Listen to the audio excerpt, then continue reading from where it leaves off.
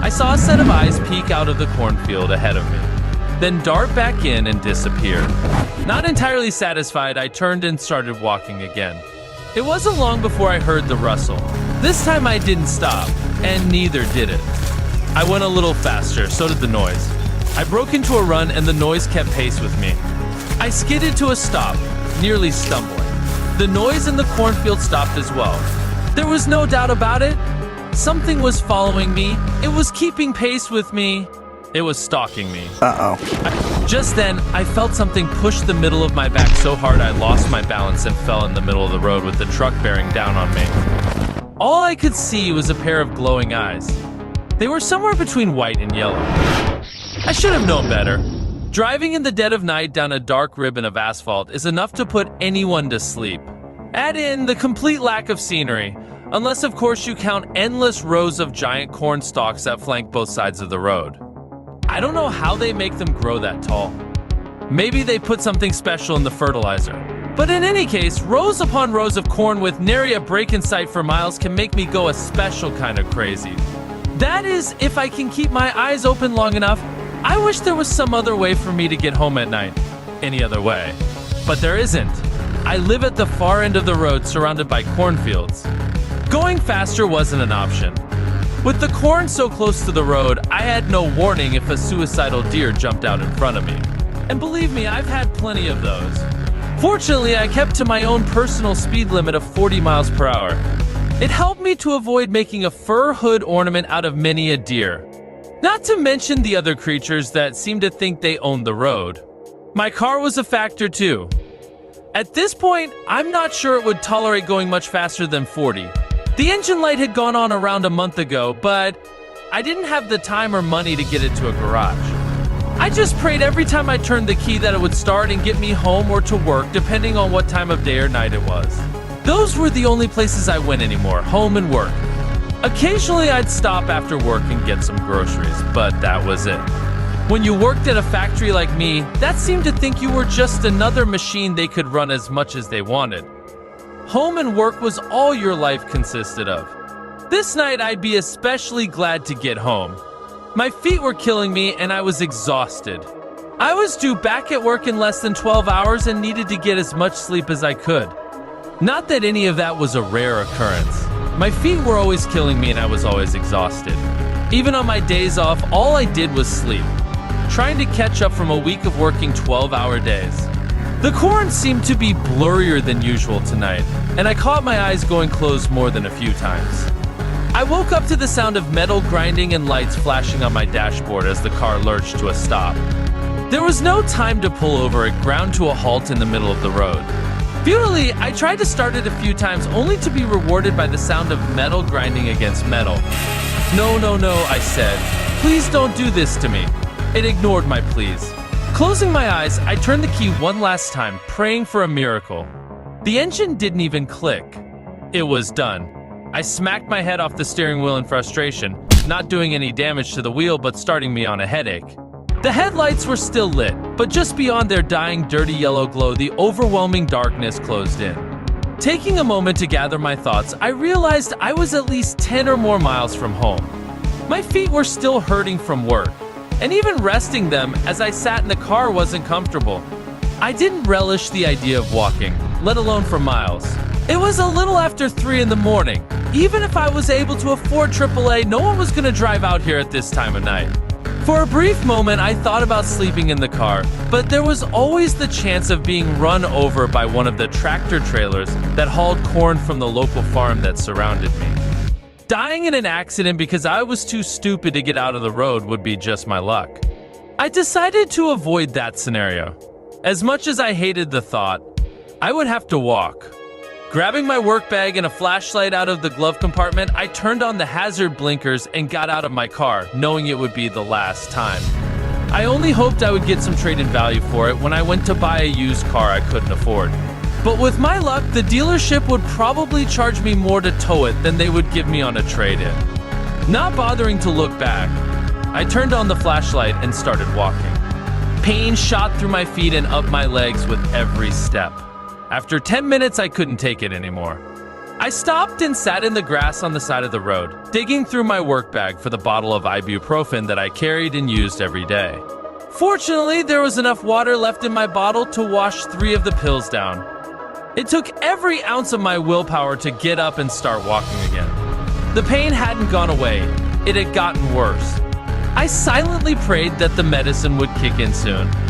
Trying to focus on something, anything other than my feet, my flashlight swept back and forth across the road, sometimes catching the edges of the cornfields. It wasn't supposed to be cold today. The temperature was in the lower 60s this afternoon, yet for some reason I caught a chill as I walked. I guess I hadn't planned on walking home tonight. It had been warm enough that I hadn't brought a jacket to work. Now I regret that decision. As if reading my mind, the wind kicked up, sending a gust my way, causing me to shiver. What's next? A rainstorm, I thought. I looked up into the pitch black sky with not a single star in sight, waiting for the impromptu shower that was sure to come. That was the way my luck was running. As I waited for the downpour, I trudged on, each step delivering pain. I wish there was a way to prove that the company was at fault, sue them, and retire. But I knew there was no proof. Others before me had gone through the same thing, and none of them had any proof either. They just slowly disappeared one by one. Management found some excuse to fire them. And since the company was such a large employer in the town, the fired person was also blacklisted. I know they say blacklists don't exist. Tell that to the people who were fired and weren't even given unemployment because the company didn't want to pay for it, so they bullied people into keeping their mouths shut. If only I could get another job, but the company was the highest paying around, by a slim margin. That's why they built their factory in a depressed area. No competition. And no one could afford to take even a minor pay cut with the way insurance costs were, not to mention such frivolous things like food. As depressing as the thoughts were, they distracted me from the pain in my feet and legs as I walked down the road, hugging myself, trying to keep the flashlight pointed ahead, shivering from the wind. As my shaking hand made the light jump all around, I saw a set of eyes peek out of the cornfield ahead of me, then dart back in and disappear. At first I thought it might have been a dog or cat, but it seemed too big to be either of those. That thought concerned me. Having something bigger than a dog peeking out of the cornfield at me when I was miles away from any help or shelter wasn't high up on my to-do list at the moment. But the fact that it ducked back into the field gave me a boost of confidence, knowing that it was more afraid of me than I was of it. When I got to the point where the animal had peeked out, I slowed and shone my light in through the impenetrable curtain of corn stalks. There were no eyes and nothing jumped out at me, so I shrugged and continued my painful march toward home. The wind whipping through the corn stalks sounded like a rainstorm. It made me feel even colder, if that was possible. 15 minutes later, I took another rest break. At least the wind was dying down.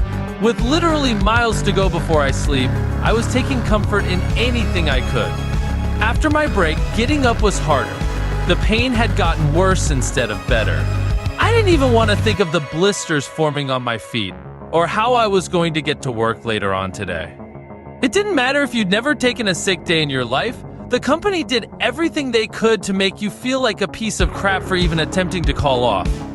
I truly believe if I went to work with a severed arm, bleeding all over, they'd hand me a mop and tell me to get to work.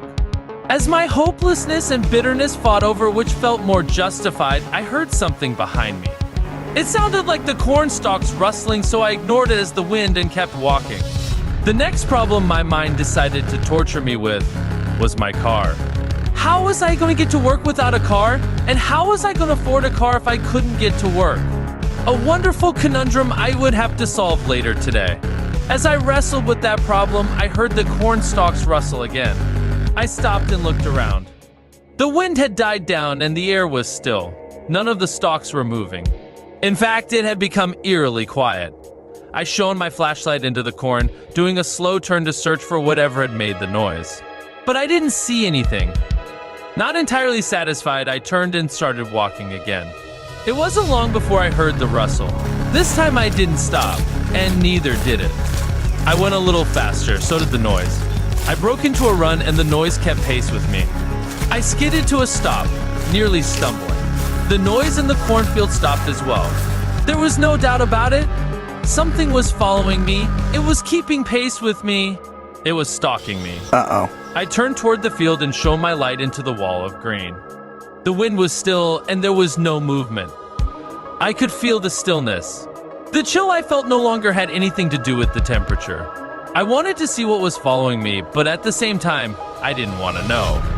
Out here in the middle of nowhere, I was on my own and didn't like my chances fighting off a predator. There was nothing I could do about it. The closest thing I had to a weapon to defend myself was my flashlight. And I was sure that it wouldn't do much against a determined predator.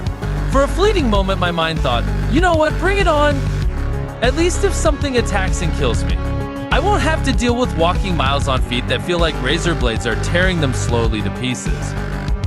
It's awesome to realize that your mind is actively trying to kill you. With nothing left to do but walk, that's exactly what I did. Trying my best to ignore the pain as well as the disturbing feeling in the back of my mind that I was being hunted. As soon as I started, the sound started beside me. I did my best to ignore it, shooting furtive glances into the cornfield now and then didn't have any results at first. But after a few minutes, I noticed I could see something pale through the corn. It was walking next to me in the first row of corn, maybe trying to get a feel for what I was. Funny thing was, that's exactly what I was trying to do. Stopping and ripping open the layer of corn stalks was a last resort. I didn't want to spook this thing into attacking. For the time being, I began thinking of it as my walking buddy. My companion on a dark night with only a flashlight to keep me company. Thinking that helped me keep the fear at bay. I had no sooner thought it until a light appeared on the road in the distance. I watched with great curiosity as it came closer. It was moving fast and almost to me. Apparently, it didn't care if something jumped out in front of it. It was close enough now that I could see it was a big rig truck. It must have been one of the ones that deliver corn from the farm. I waved my arms in hopes of flagging it down and perhaps grabbing a ride home. The problem was it was going in the opposite direction, and there weren't many places on this road where a big rig could turn around, even if it would. Waving my arms, I still stayed on the side of the road. If the driver didn't see me, or worse, didn't care, I didn't want to be found in the middle of the road days later as nothing more than an unidentifiable bloody lump of goo sitting in the middle of the road. For crows to peck at. The truck was almost here. My arms waved furiously, but it didn't seem to be slowing down. Either the driver was having a hard time staying awake, as I often did on this road, or he was just ignoring me. It was so near the headlights blinded me, and I had to hold my hand over my eyes. Just then, I felt something push the middle of my back so hard I lost my balance and fell in the middle of the road with the truck bearing down on me. My mind went into panic mode, and I scurried like a crab toward the side of the road, the truck's tires missing me by mere inches. As I rolled into the grass on the far side of the road, the wind from the passing truck washed over me so strong, if I'd been standing, it could have knocked me down. I watched in shock as the truck continued on. Its brake lights didn't even flash for a moment. Hopelessness and rage fought for control as I watched the lights disappear into the distance. It didn't even dawn on me how I had ended up in the middle of the road until I stopped to think about it. Someone or something had pushed me. Someone or something wanted me dead. I shone my light over in the corn and stared at the other side of the road. Something in the corn stared back. All I could see was a pair of glowing eyes. They were somewhere between white and yellow. I seem to remember reading somewhere that a predator's eyes would shine white or yellow when reflecting light. This, plus the fact that this thing had just tried to commit truckicide, made me think the chances of me getting home tonight in one piece were next to zero. It must have sensed my fear and felt emboldened by it, because it stepped out of the corn toward me. It took my mind a moment to sink in what I was even seeing. It was hideous, with large protruding eyes, pale skin, and many more arms or legs than any animal was supposed to have. At least any natural animal. The extra arms dangled just behind its neck, but they looked oddly human with the exception of thorns growing out of them and razor-sharp claws. It looked like something out of a horror movie, as if someone had been playing around in the gene pool and the lifeguards blew the whistle on them. It was bigger than a dog but had no fur, like it had been skinned.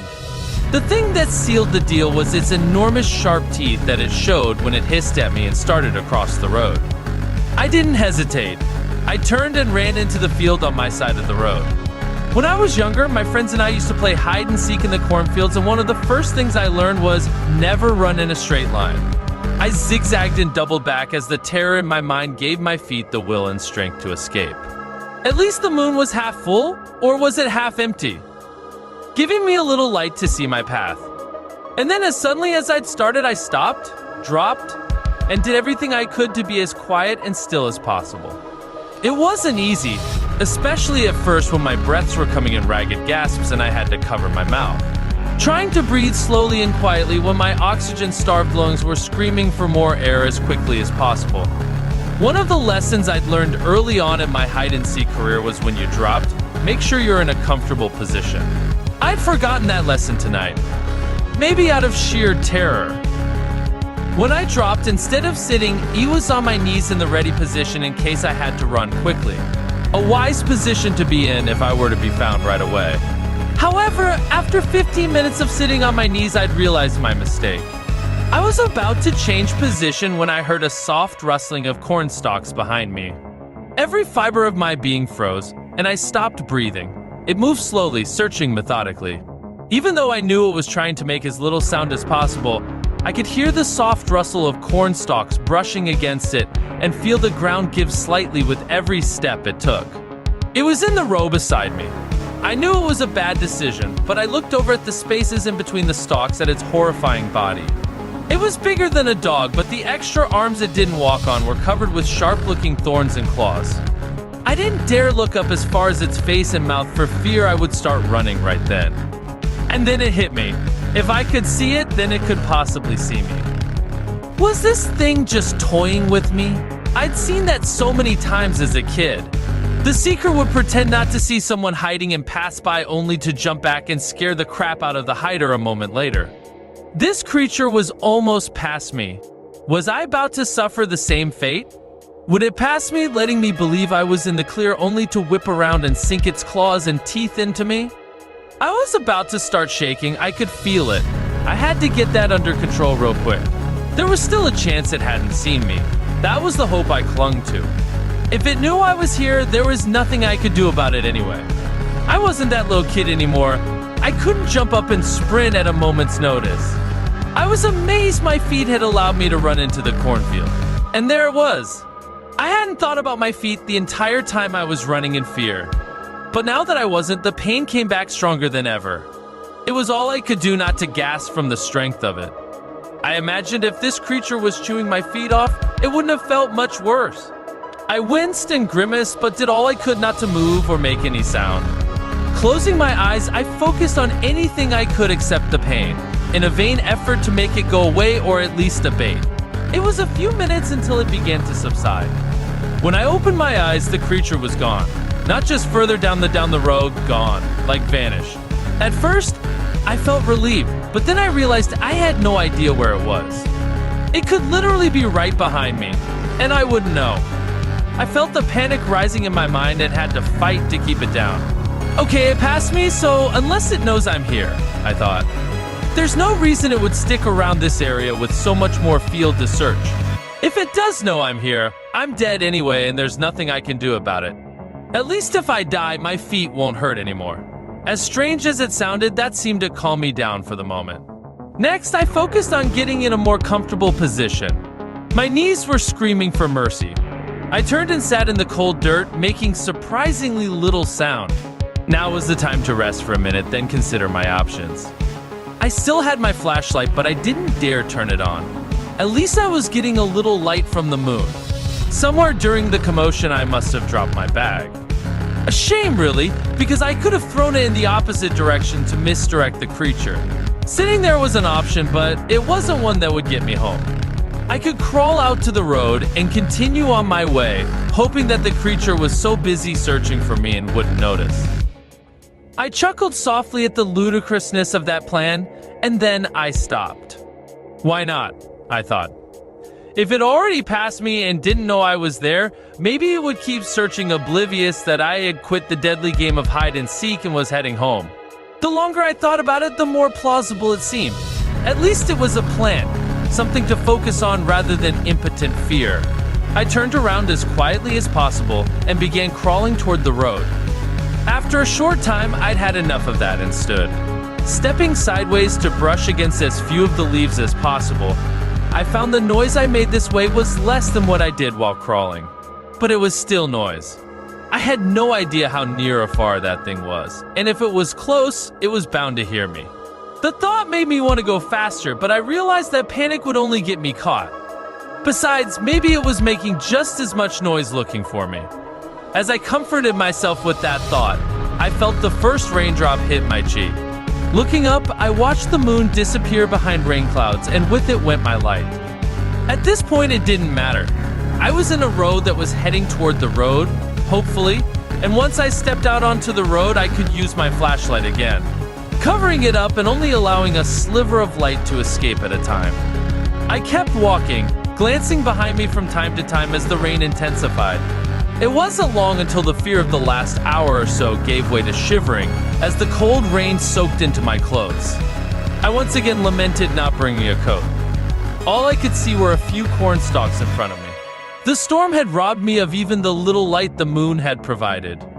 The rain pounded harder so that I could barely hear myself walking. I took the opportunity to walk faster, when suddenly the corn stalks disappeared. It happened so fast I nearly lost my balance and fell face first onto the road. I had made it out of the field. I felt like whooping and hollering, but that would just tell the monster where I was. Instead, I turned my flashlight on and covered it with my hand. Looking left and right, I remembered which side of the road I was on and turned left to start for home again.